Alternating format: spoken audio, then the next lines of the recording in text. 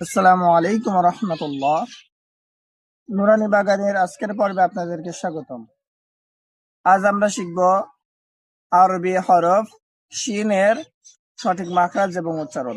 সকলে লক্ষ্য করুন, জিহ্বার মধ্যখান তার বরাবর উপরে তালুর সঙ্গে লাগাইয়া শিন হরফ উচ্চারিত হয়। জিহ্বার মধ্যখান তার বরাবর উপরে তালুর সঙ্গে লাগাইয়া শিন হরফ উচ্চারিত হয়।